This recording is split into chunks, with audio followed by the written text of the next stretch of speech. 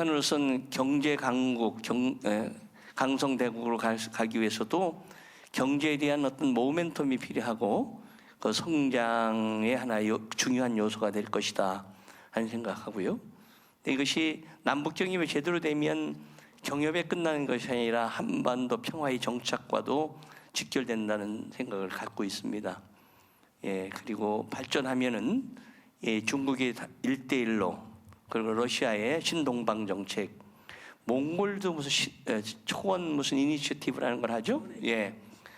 그런 것들이 합쳐지면 동북아 경제 공동체로 발전할 수 있는 가능성까지 우리가 열어보고 가야 된다는 생각을 하고 있습니다. 그러나 이게 여건이 녹록치 않다. 녹록치 않은 게 우선 남북경협이 북한이 문호를 개방한다 하더라도 개성공단이나 금광산과는 달리 한국의 전유물이 아니다. 미국이나 중국이나 일본 등하고도 치열한 경쟁을 해야 되는데 현재의 국제적 여건은 우리가 그 양측, 미국과 북한의 양측에서 상당히 어려운 위치에 있는 것으로 보입니다. 미국은 비핵화 속도에 맞춰서 남북 관계 개선을 속도 조절해달라는 속도 완화의 주장을 하고 있고요. 북한은 왜 적극적으로 나서지 않느냐 하는 가속화, 속도 가속화를 주장하고 있는 상태에서 어떻게 우리가 미국하고의 우호관계를 잘 유지하면서도 남북 문제를 개선할 것이냐는 고민을 안고 있는 것 같습니다.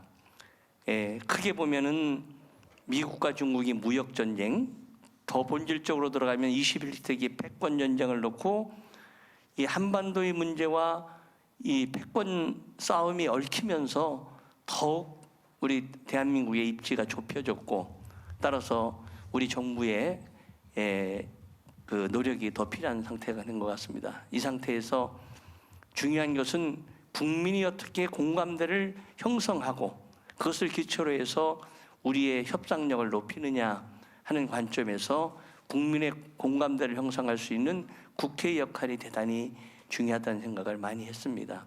또 여기 다른 견해를 가지시는 의원님들 계시지만 4.27 판문점 선언의 국회 비준이 될 때 우리가 대북 협상 능력에 있어서나 미국이나 중국과의 협상에서도 확고한 뒷받침이 될 수 있다는 점에서 여러 가지 우리 국회에서도 깊이 성찰하고 함께 논의해야 될 일이 많다고 생각합니다. 오늘 나오신 분들은 대한민국 최고의 남북 특히 경제 문제의 전문가들이시고요. 그리고 주제 발표를 해주실 분은 바로 우리 이 한반도 신경제 지도를 기초를 구상했던 분이기 때문에 굉장히 심도 있는 논의가 될 것으로 생각합니다. 오늘 논의가 우리 한반도의 본격적인 경제 교류, 평화의 정책에 기여하는 계기가 되기를 바랍니다. 감사합니다. 문재인 대통령께서 최근 방북절 경주사에서도 이야기하신 내용 중에 중요한 게 평화가 경제라고 이야기를 합니다. 평화와 경제라는 것에 대해서 일부 사회에서는 평화가 없어도 그동안 경제를 잘 이끌어왔는데 왜 평화를 강조하느냐는 그런 문제제기도 있긴 하지만은 제 개인적으로는 평화 경제는 한반도가 지향하는 미래의 양대 축이고 두 개의 수레바퀴라고 생각합니다. 평화하고 경제가 같이 굴러가지 않은 이상 한반도의 미래는 없다라고 생각을 해서 그런 측면에서 평화와 경제는 선후의 문제가 아니고 어떤 우선순위의 문제가 아닌 동시 병행해야 되는 과제라고 생각을 하고요. 그런 점에서 경제를 통해서 평화를 추동하고 그리고 평화를 기반으로 해서 경제를 발전시키는 그 양면 전략이 우리한테 중요하다라는 생각을 합니다. 한반도 신경제 구상에 대해서 간단히 설명을 드리겠습니다. 한반도 신경제 구상의 필요성은 아까 박병석 의원님께서 이야기하신 것처럼 기본적으로 우리의 필요성이 커졌다라는 것을 강조를 하고 싶습니다. 첫 번째는 한국 경제의 신성장 동력이 북한의 변수를 고려할 때 가능성 아주 커진다라는 것이 많은 경제학자들의 공통적인 견해입니다. 지금 잘 아시는 것처럼 우리 경제의 한계치에 대한 그 어려움에 대한 문제 제기가 많은데 별다른 해결책을 발견하기 어렵다라는데 사실 곤란함을 표현하고 있습니다. 정부 당국자들도. 이런 상황에서 남북 간의 경협이 활성화되면은 새로운 돌파구가 될 수 있다라는 것이 남북 경협이 우리한테 주는 새로운 의미라고 할 수가 있고요. 또 두 번째는 남북 경협을 통해서 우리가 원하는 평화를 촉진할 수 있고 견인할 수 있다라는 거고, 거기에서 핵심은 북한의 성장과 변화를 견인할 수 있다라는 것입니다. 이러한 그 남북 경협이 가지고 있는 의미를 실현하는 데 있어서 우리가 고려해야 되는 것은 추진 환경이라고 볼 수가 있는데요.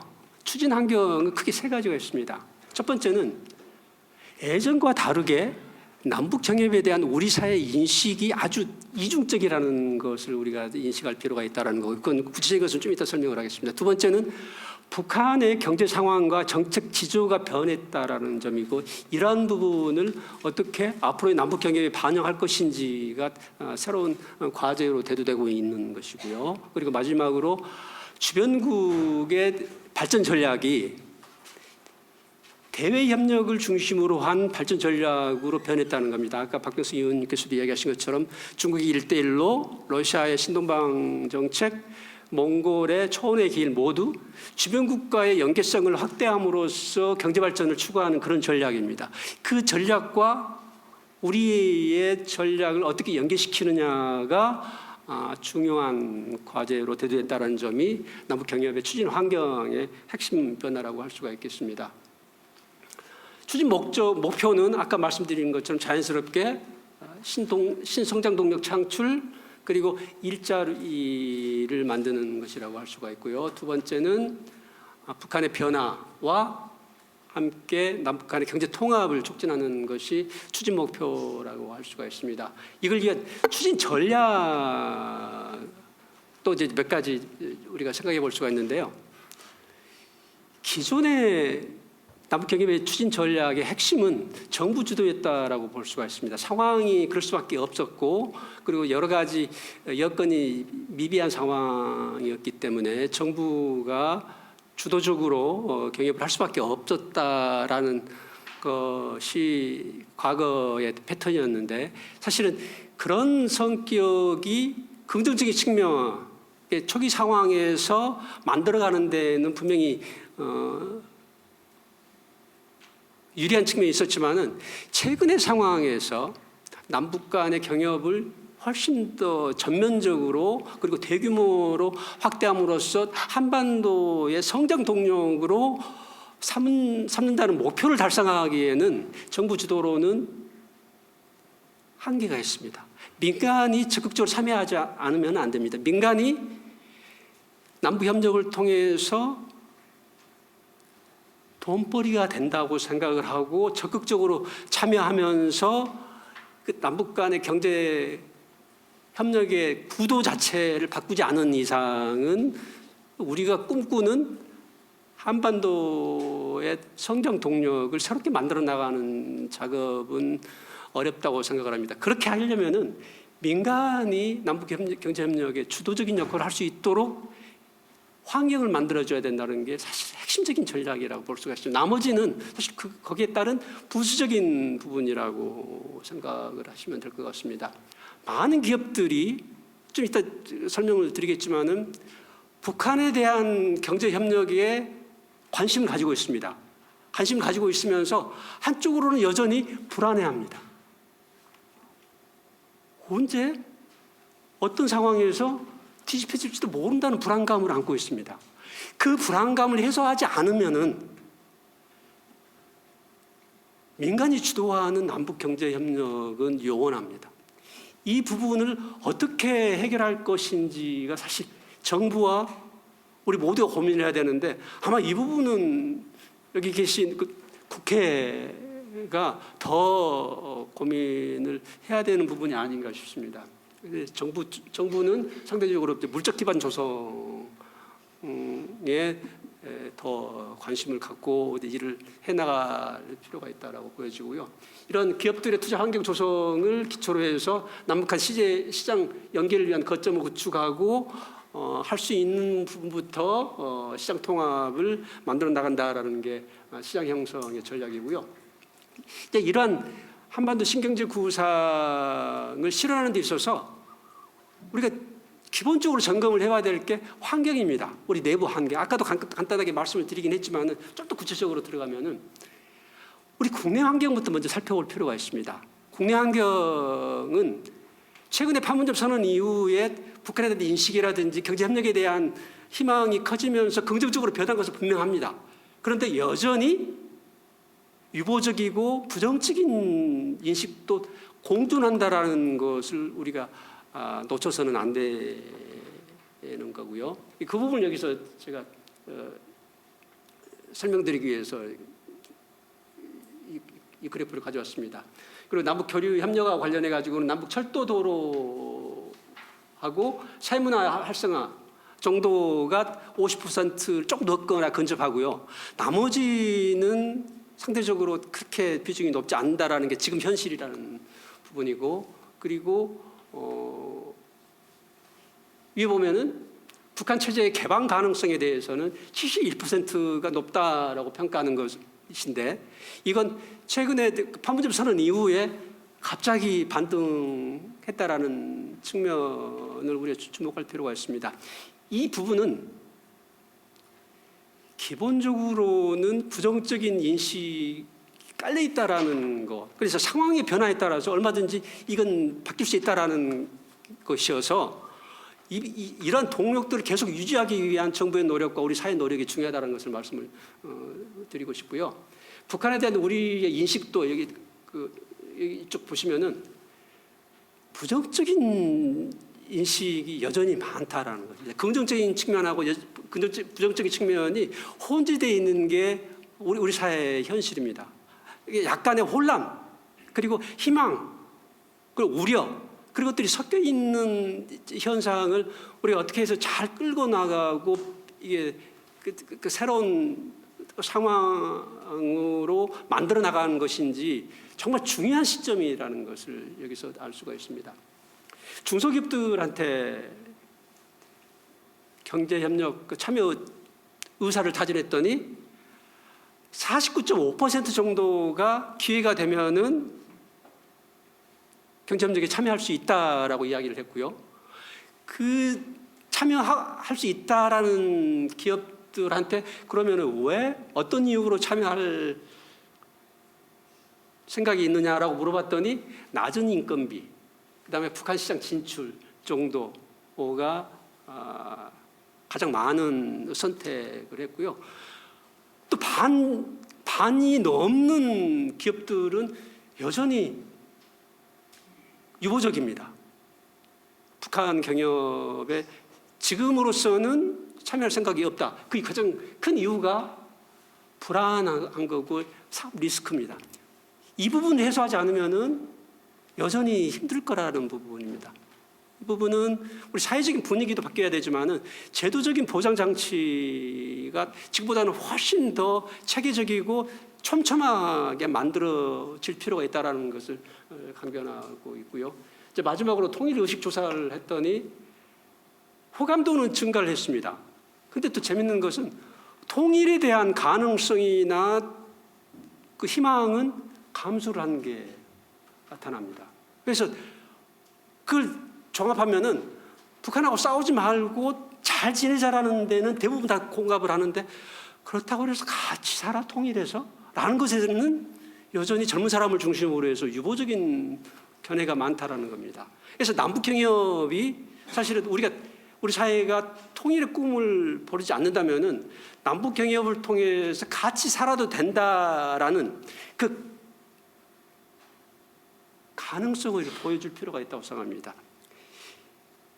경협을 통해서 북한이 잘 살게 되고 남북 간의 경제적인 격차도 줄어들고, 그리고 소위 이야기하는 통일 비용에 대한 부담이 줄어들 때 통일에 대한 거부감도 줄어들 거라고 생각합니다. 이 부분은 사실 연결되어 있다는 점에서 제가 보여드렸고요. 두 번째는 경제협력의 핵심 파트너가 북한인데, 북한은 무슨 생각을 하고 있을까? 우리가 이런 카드를 내면은 북한은 덥석 우리 손을 잡을까? 라는 부분에 대해서 우리가 좀 더 객관적이고 종합적으로 이해하고 판단할 필요가 있다라는 것을 좀 말씀을 드리고, 이제 그런 판단의 근거로 몇 가지를 제가 찾아봤는데요. 그중 하나가 최근의 정책 변화입니다. 북한이 그동안 핵무력하고 경제건설의 병진 노선을 강조하면서 사실상 경제 부분은 후순위로 밀렸습니다. 그래서 핵을 개발하는데 가지고 있는 자원을 우선적으로 투자한다라는 정책이었기 때문에 경제 발전이 상대적으로 늦어진 측면이 있긴 하지만은, 그럼에도 불구하고 최근에 북한 그 경제 실태를 보면은 김정은 위원장 시대가 출범한 이후에 지속적으로 경제 상황이 나아지고 있다라고 관찰이 되고 있습니다. 다만 작년까지 이야기입니다. 재작년까지. 첫 번째 과제는 남북 협력을 통해서 남북 간의 경제 구조를 어떻게 상호 보완적으로 만들어 나가느냐가 저는 핵심 과제라고 생각합니다. 한반도가 경제 협력을 통해서 새로운 단계로 도약을 하기 위해서는 지금 북한이 추구하고 있는 경제 정책이나 방향성을 방치해서는 안 된다는 걸 말씀드리고 싶습니다. 북한은 한쪽으로는 경제 발전을 강하게 요구하면서 다른 한쪽으로는 자력 경생을 강조를 하고 있습니다.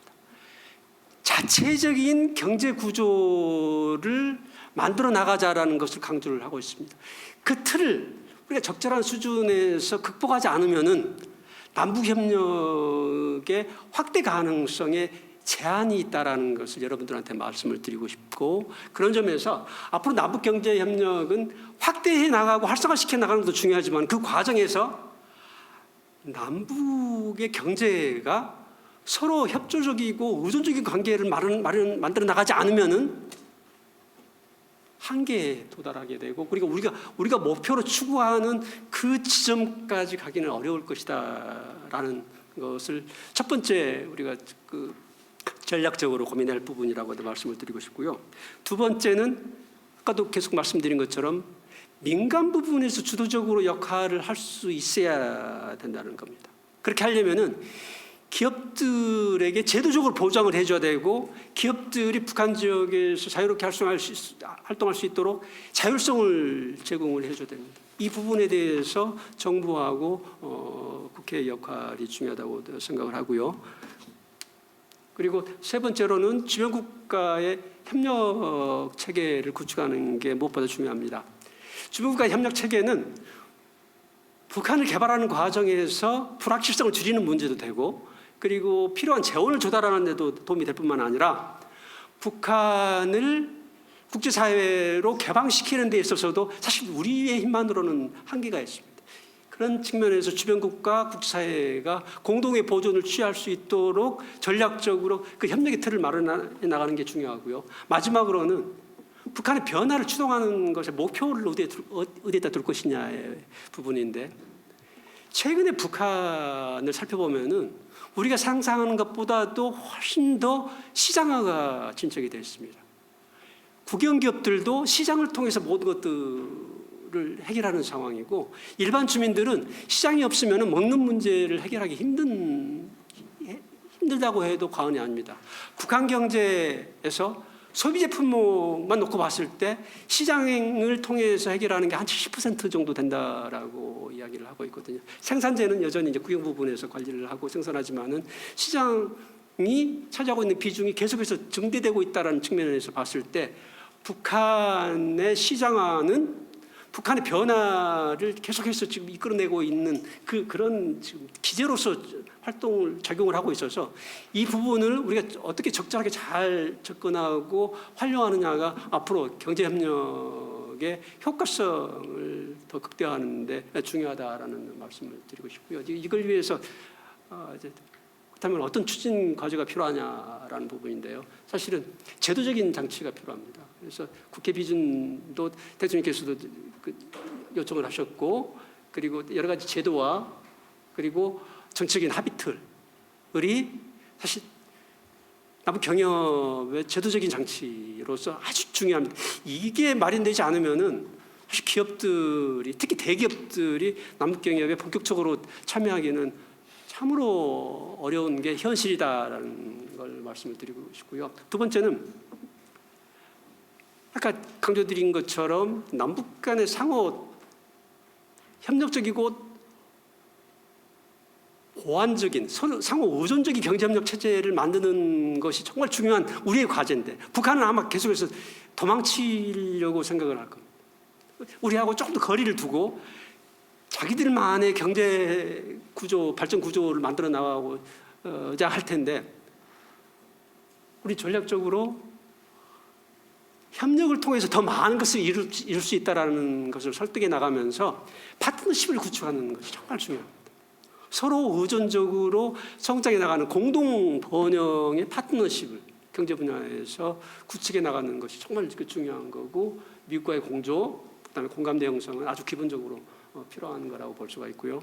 그리고 이거와 관련해서 추진 체계가 아직은 제대로 안 만들어져 있는 것이 정말 아쉬움으로 남습니다. 지금 정부가 내놓은 한반도 신경제 구상, 북방 정책, 신남방 정책이 지금 이게 혼재되어 있고 혼란을 야기하고 있는 측면이 있습니다. 이 세 가지는 사실 하나로 엮여 있는 구상이거든요. 이걸 종합적으로 컨트롤하면서 한반도 그리고 우리 한국의 미래를 펼쳐나가는 종합적인 컨트롤 타워와 그다음에 추진 체계가 필요하다는 것을 말씀드리고 싶고요.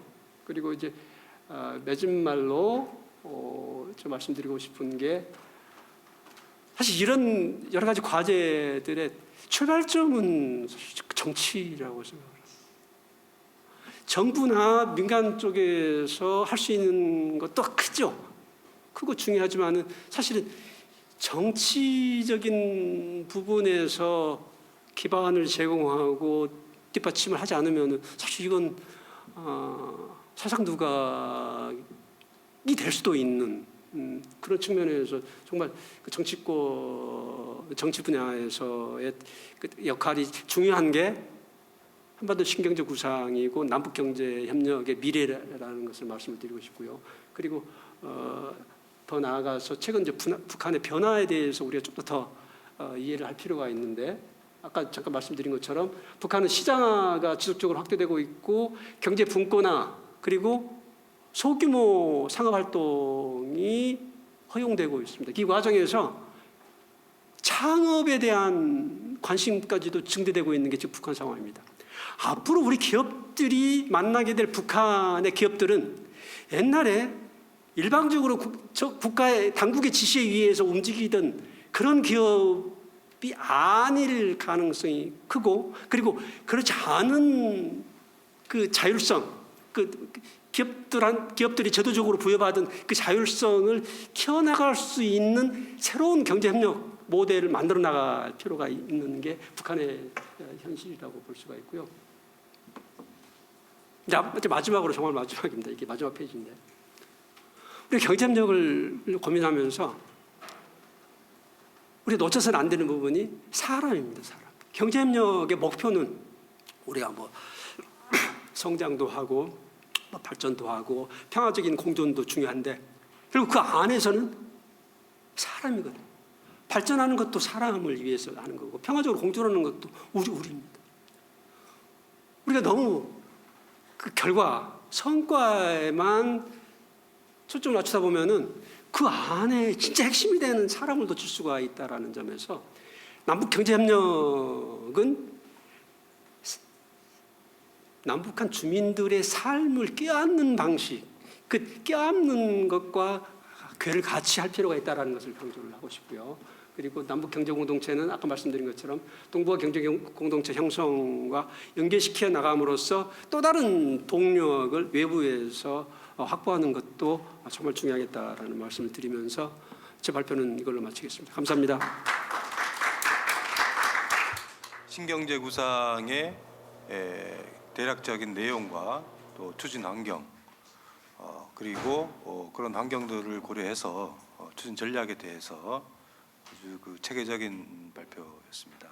혁신성장의 핵심이 이 8대 선도 사업을 어떻게 육성하느냐인데요. 이 8대 선도 사업이라는 게 이제 초연결, 지능화, 스마트 공장, 스마트 팜, 핀테크, 에너지 신산업, 스마트 시티, 드론, 자율주행차 이런 것들입니다. 근데 이 8대 이 선도 사업이 남북 협력을 통해서 발전시킬 수 있는 그런 요소들이 굉장히 많습니다. 이건 굉장히 중요하게 저희들이 주목할 부분인데요. 제가 이제 여기에 또 관련 산업이나 기업체 분들하고도 현재 진행형으로 지금 많은 토의를 하고 있는데, 예를 들면 자율주행차 같은 경우도 한국에서 하기에는 쉽지 않은데 북한에서 새로운 기술을 테스트하고 또 상업화하는 게 오히려 더 훨씬 유리할 수 있다. 물론 그 조건과 환경은 아까 우리 임관대 박사님 잘 설명하셨던 그런 투자 안전장치들이 잘 갖춰져 있다는 조건이 이제 충족이 돼야 되긴 하지만, 우리가 미래 인프라 투자를 하고 새로운 선도 사업을 만들 때도 북한이 굉장히 중요한 파트너가 될 수 있다. 그 부분을 이해하는 게 굉장히 중요하고요. 지금 아까 말씀드렸지만 투자할 곳이 없다, 시장이 너무 포화 상태다, 이런 우리 한국 경제의 아주 근본적인 문제점을 제가 말씀을 드렸는데, 그것과 관련해서도 남북한이 협력하면 내수 시장을 넓힐 수도 있고 또 투자할 곳이 굉장히 많죠. 뭐 북한에는 뭐 지금 가장 기초적으로 건설부터 시작해서 거의 모든 산업과 업종에서 관심을 갖고 있고 또 투자할 만한 그런 어떤 그 잠재성이 갖고 있다는 그런 평가들을 지금 하고 있기 때문에, 이런 부분들이 잘 어우러진다면 결국 우리 경제의 결정적인 돌파구가 이제 마련될 수 있다. 뭐 이렇게 저희들이 봐야 될 것 같습니다. 그래서 이 부분이 우리가 지금 일자리 문제나 실업 문제라든지 또 부동산 가격이 지금 너무 불필요하게 지금 올라가는 문제, 이런 여러 가지 안고 있는 문제를 해결하는 것 관련해서 남북 경협이 정말 이런 중요한 역할을 할 수 있다면 우리는 필사적으로 매달려야 된다. 하나 아까 우리 박병석 의원님도 말씀하셨지만 이 부분은 이제 선택이 아니라 필수적인 과제다. 그런 인식을 국내적으로 좀 폭넓게 공유하는 것이 굉장히 중요하다는 말씀을 드리는 거고요. 제가 이제 그 아까 경제 활력이 지금 많이 떨어져 있다는 이제 이런 문제점도 말씀을 드렸는데, 사실 경제 활력이라는 부분은 어떻게 보면 이제 심리적 요소도 굉장히 강한 것 같습니다. 심리적 요인도 굉장히 강한데 보다 안정되게 남북 경협이 재개된다면 저는 이 경제 활력 제고에도 결정적 역할을 할 거라고 보고요. 그리고 이제 지난 4.27 판문점 선언과 또 6월 10일 북미 정상회담 이후에 우리가 주가의 변동을 또 주목할 필요가 있습니다. 사실 우리 주식 가격은 많이 저평가되어 있다는 평가를 받고 있는데, 이런 어떤 그 평화의 이벤트가 벌어진 이후에 사실 주식 가격이 굉장히 올랐거든요. 남북 경협과 연관된 거의 모든 업종의 그 주식 가격이 올랐는데, 한마디로 이제 우리 기업들의 주식 가치 상승이 갖는 이게 이제 경제 활력에도 상당한 영향을 준다는 것이 이제 기업분들의 얘기고요. 특히 이제 또 글로벌 경쟁력을 향상시키는데도 남북 경협이 결정적 역할을 할 수 있다. 그러니까 우리가 북한에 진출하고 북한 노동력을 활용하는 것도 중요하지만 궁극적으로 남북한 기업들이 협력을 해서 생산 원가를 낮추고 또 기술 경쟁력을 높여서 국제 시장에 진출한다면 지금 우리의 주력 업종을 비롯해서 많은 제조업들의 경쟁력을, 글로벌 경쟁력을 향상시킬 수 있다. 이런 것들이 이제 일자리 창출하고도 연계되는 거고요. 그리고 이제 그 지금 베트남이 거의 베트남의 이제 삼성 공장들이 거의 다 베트남에 진출해 있는데 지금 그 베트남의 그 고용하는 규모가 35만 명입니다. 그러니까 이 개성당과 같은 이런 경제 특구가 갖는 일자리 창출 효과가 정말 엄청나다는 것을 저희들이 이제 다시 한번 알게 되는데요. 나중에 이제 이런 정치 리스크가 낮춰지면 대기업이 북한에 못 들어갈 이유가 전혀 없는 거죠. 그러면 대기업 몇 개가 만약에 북한에 들어간다면 북한의 일자리뿐만 아니라 우리 한국의 일자리를 만들어내는 효과는 정말 이게 상상을 뛰어넘는다. 이런 부분을 꼭 말씀드리고 싶고요. 그리고 이제 신성장 동력을 계속 얘기를 하는데 사실 저는 이제 인도 사례하고 많이 비교를 합니다. 지금 인도는 정치적 민주화 수준이라든지 여러 가지 여건이 안 좋음에도 불구하고 4차 산업 쪽에 굉장히 앞서가고 있거든요. 그건 순전히 인력 때문에, 고급 인력 때문에, 특히 젊은 인력들 역동적이고 또 지식 흡수 속도가 굉장히 높고 또 교육 수준이 높은 이런 인력들이 인도에 많거든요. 그 인력이 결국은 미국이나 국제 자본을 끌어내는 거거든요. 북한도 그런 요소가 분명히 지금 있습니다. 아까 우리 임관태 박사님이 이제 북한의 창업도 이루어지고 있다고 하는데 제가 그 관련된 그 외국 기업도 만나보고 했는데 이분들이 북한의 젊은 인력이 굉장히 경쟁력이 있다 이런 얘기를 하고요. 이제 마지막으로 말씀드리고 싶은 것은 우리의 이제 지역 경제, 지방 경제 또 활성화 효과입니다. 우리가 이제 지방 경제 활성화 관련해서 개성단 또 금강산 관광의 효과를 우리 연구자들은 많이 연구를 했습니다. 사실 그게 이제 8년, 10년 전의 일이었는데 지금 남북 경협 아까 임관태 박사님이 설명하셨던 DMZ 생태평화공원 이런 게 만들어지고 또 그렇지 않고 동해안 쪽에 철도 도로라든지 서해안 쪽에 철도 도로가 정말 이게 연결되는 그런 상황이 온다면 그 인접 지역의 그 지역 경제의 어떤 활성화 효과는 또 대단합니다. 이 부분은 아주 객관적으로 충분히 입증할 수 있는 그런 부분들이거든요. 그런 맥락에서 이런 종합적인 한국 경제에 미치는 효과를 고려했을 때 이 한반도 신경제 구상은 정말 의미가 있고 또 정말 이 가치를 우리의 통일연구원이라든지 또 국회에 우리 박병석 의원님이라든지 이런 분들이 많이 협력하셔갖고 좀 더 잘 체계적으로 합리적으로 객관적으로 공감대를 넓혀나갈 필요가 있다는 말씀드리면서 토론을 마치도록 하겠습니다. 감사합니다.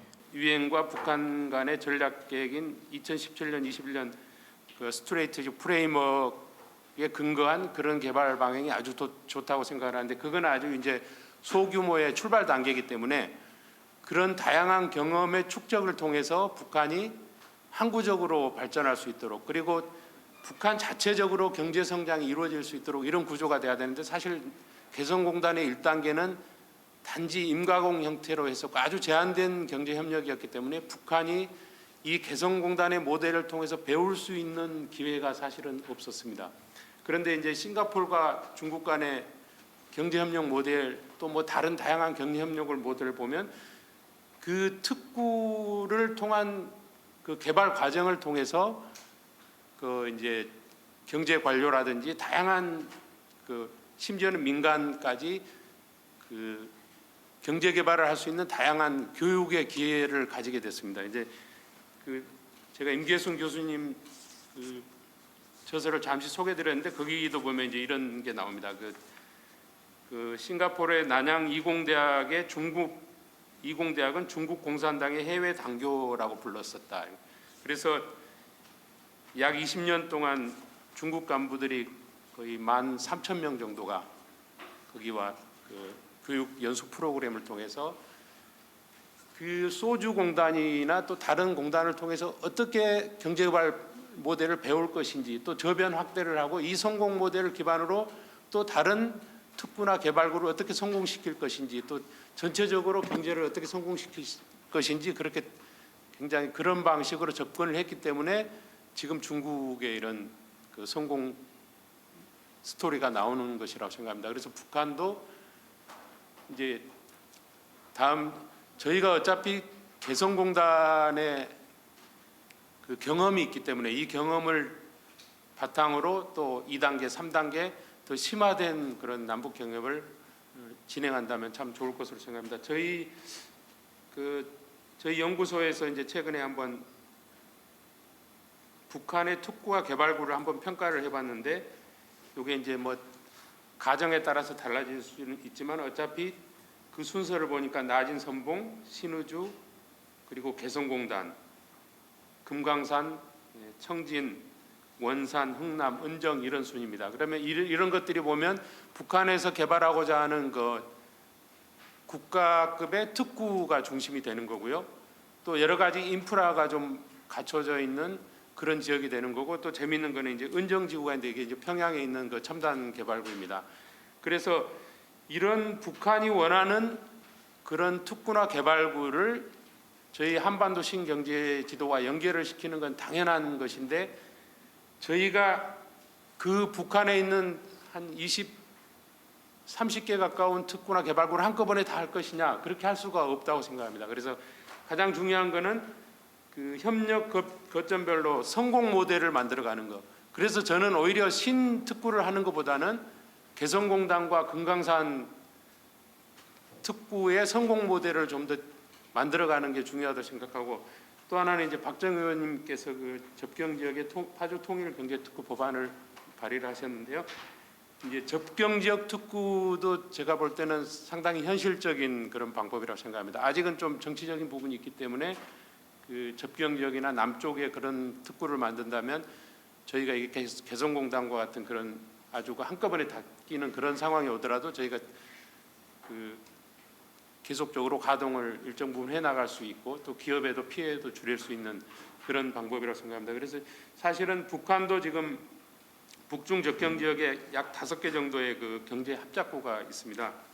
연영성에는 단동에 있고요. 그리고 이제 지린성은 지안, 허룽, 투먼, 훈춘이 있는데, 이게 이제 진행이 되다가 대북제재로 인해서 지금 중단된 상태로 있는데, 최근에 방문한 분이나 이제 저도 작년에 한번 쪽에 봤었는데, 이런 특구들이 상당 수준으로 좀 진행이 되고 있었고, 이게 이제 대북제재가 있지 않았다면 북중 간에 그 다층적인 그런 경제 협력이 있었을 것으로 그렇게 생각이 들었습니다. 그리고 또 그 임광택 박사님께서 했던 투자 여건의 조성, 이것은 대단히 중요하다고 저도 다시 한번 강조를 드리고 싶습니다. 사실 지금 과거와는 달리 이번 그 판문점 선언 이후에 저희 민간 부문이나 뭐 다양한 중소기업, 중견기업, 대기업들이 모두 그 남북 경제 협력에 굉장한 관심을 가지고 뭐 태스크포스라든지 또 위원회라든지 다양한 자문위원회 이런 걸 통해서 지금 준비를 이미 하고 있거든요.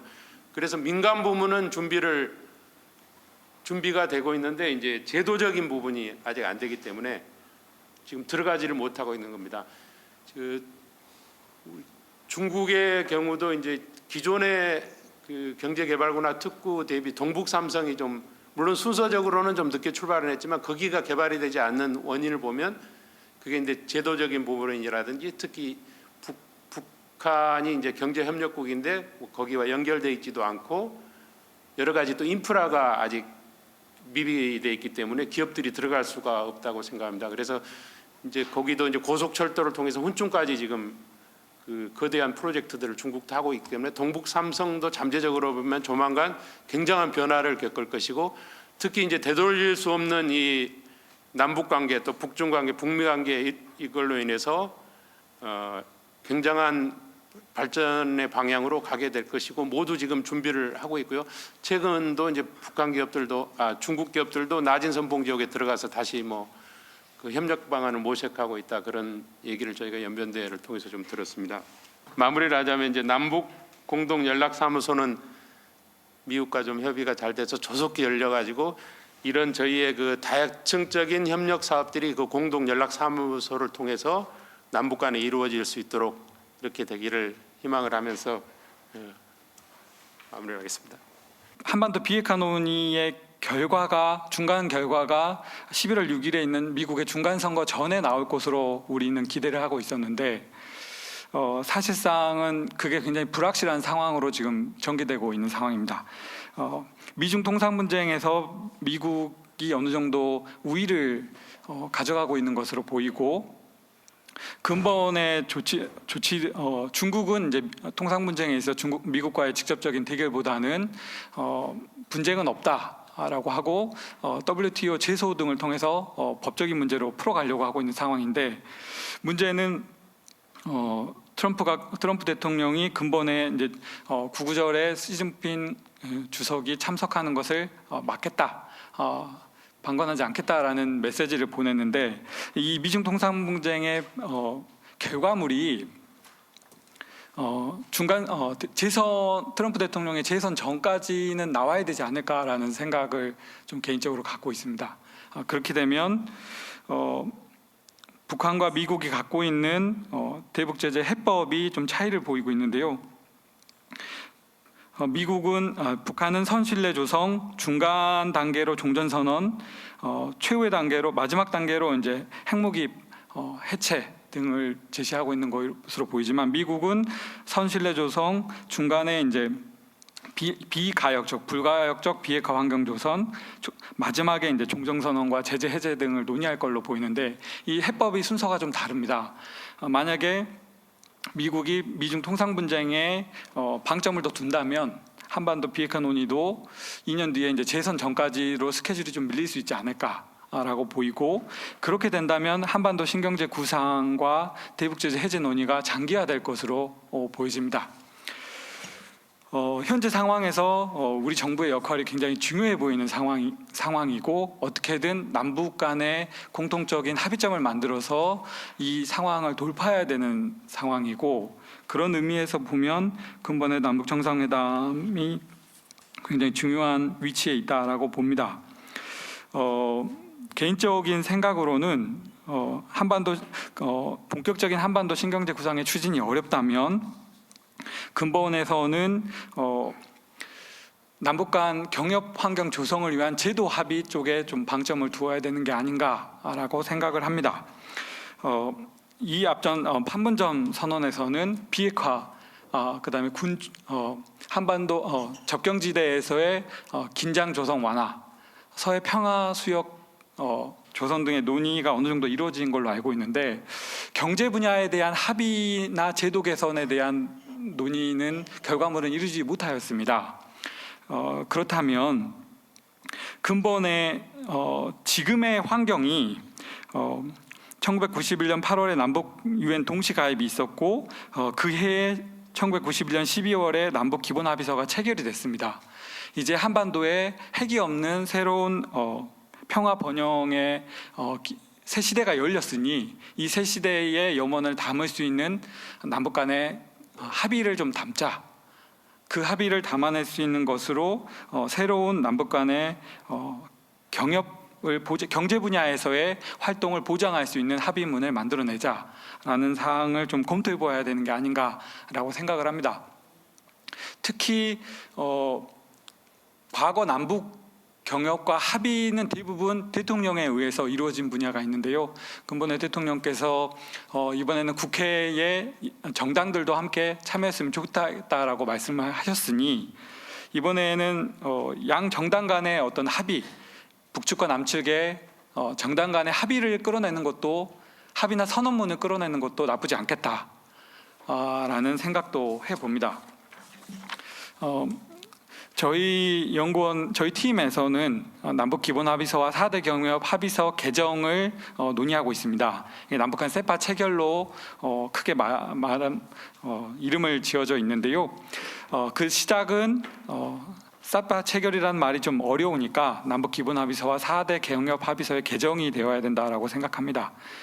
남북 기본 합의서 개정의 필요성은 크게는 이제 우리 기업을 보호하기 위해서인데요.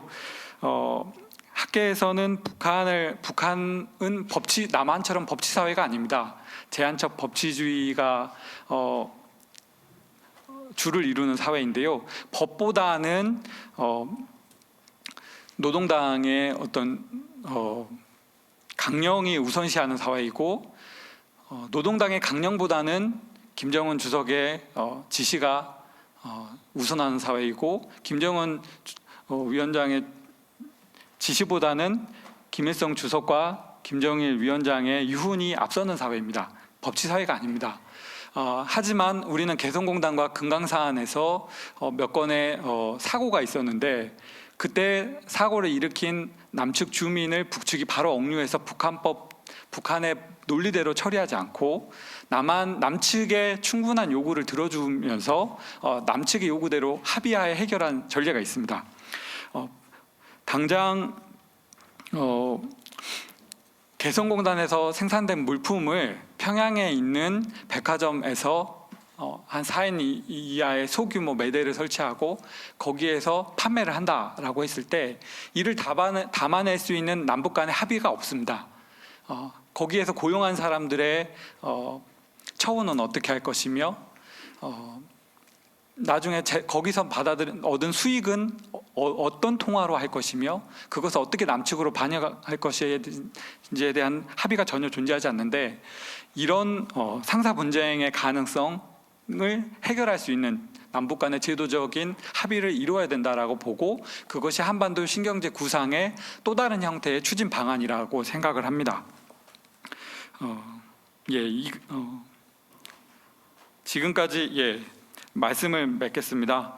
현재 이제 남북 불행하게도 이제 대외 환경이 좀 대외 여건이 불리하게 전개가 되는 상황에서 남북 간의 합의를 통한 국면 전환이 필요한 상황이고 우리 정부가 준비하였던 한반도 신경제 구상이 대부분 인프라 개발, 물적인 어떤 사업 환경 조성에 방점이 찍혀 있는 상황인데 이제 새로운 어떤 남북 간의 성장 동력을 만들기 위해서 과거 90년에 유엔 동시가입을 통해서 유엔 동시가입과 함께 남북 기본 합의서를 체결을 하고 한반도 통일 의지를 다졌던 것처럼 이제는 새로운 시대가 열릴 것으로 보이니 이제 남북 간의 새로운 경제 분야에서의 협력을 담을 수 있는 남북 간의 제도 통합에 대한 협약을 체결할 수 있는 가능성을 이번에 모색해야 된다라고 생각을 합니다. 이상입니다.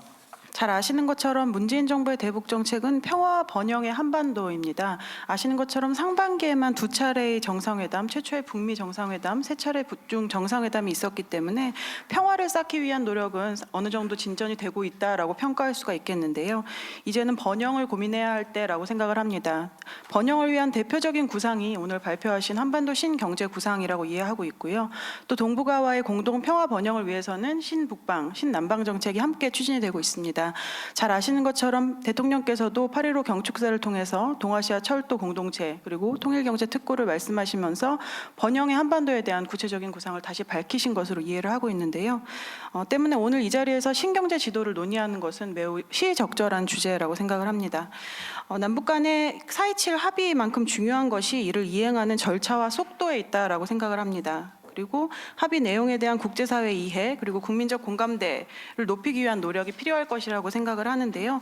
앞서 박병석 의원님께서 말씀하신 것처럼 4.27의 비준도 합의의 이행 과정에서 상당히 중요한 부분이라고 생각을 합니다.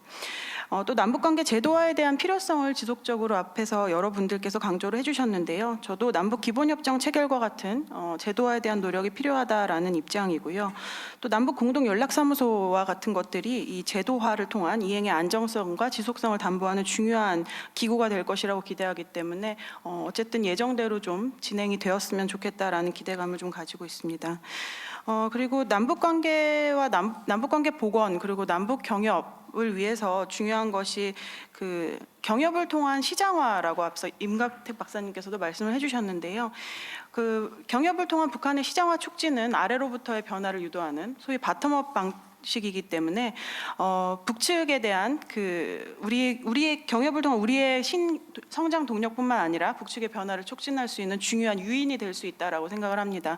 당연히 신경제 구상은 상대가 북측이기 때문에 우리의 구상만으로는 큰 의미가 없는 것이고 북측의 개발 의지를 녹여낼 때 의미가 있다라고 생각을 하기 때문에 특구와 경제개발구 전략과 함께 녹여내는 부분들 앞서 말씀하신 것처럼 경제 특구와 우리의 통일경제 특구와 녹여내는 부분들이 필요할 것이라는 생각입니다. 그리고 국민적 공감대에 대해서도 임광택 박사님께서 계속 강조를 해주셨는데요. 남남 갈등 해소 그리고 통일 공감대 확대를 위한 오늘과 같은 이런 토론의 장들이 상당히 의미가 있다라고 생각을 합니다. 저희 연구원에서 올 초에 그 전문가를 대상으로 설문조사를 실시를 했었는데요. 금강산 개성관광 재개, 금강산 관광 개성공단 재개의 필요성에 대해서 전문가들은 60% 이상이 재개가 필요하다라고 응답을 했습니다.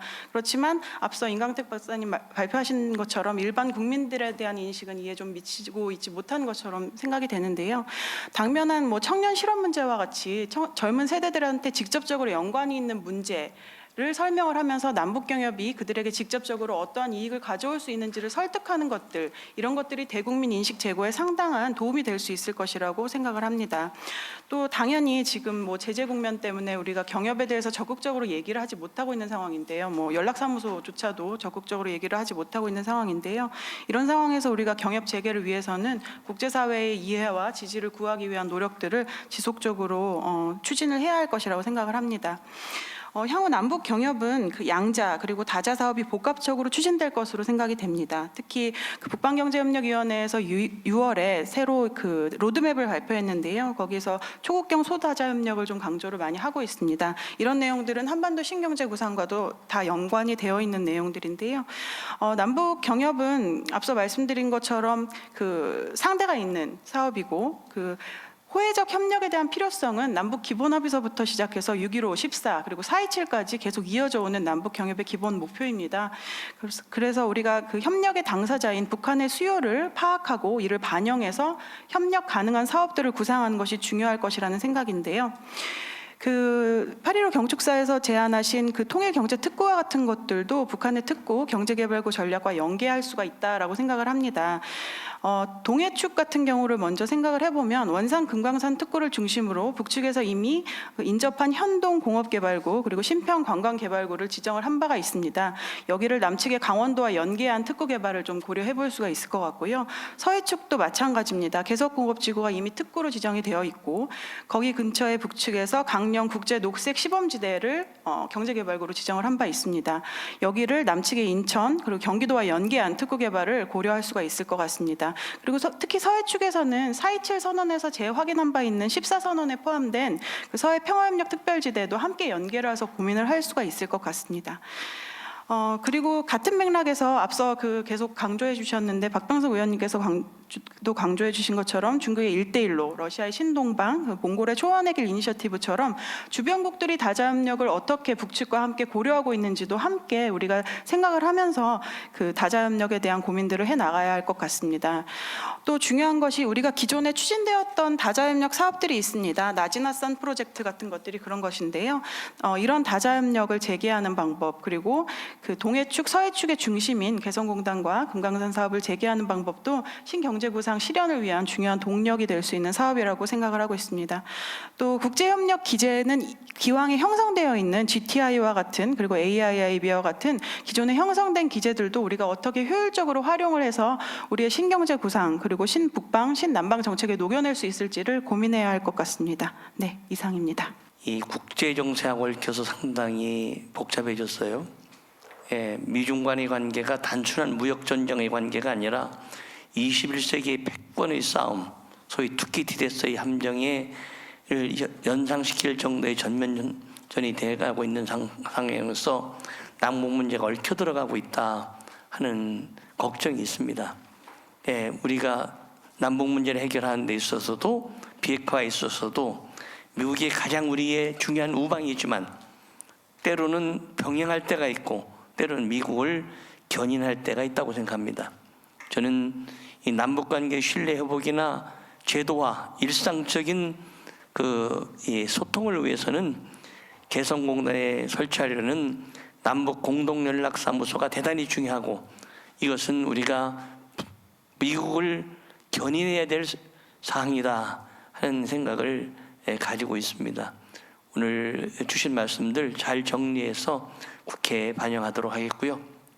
참고로 한 말씀 더 드리면 제가 이번에 국회에 여야를 통틀은 한 55명 정도의 의원님들이 참여하는 한반도 번영과 평화의 포럼을 곧 발족하려고 합니다. 국민적 공감대가 있어야만 우리 정부가 힘을 받을 수 있고 또 성공시킬 수 있다는 관점이라는 점에서 그때도 오셔서 좋은 의견 제시해 주시기를 당부드리겠습니다. 고맙습니다.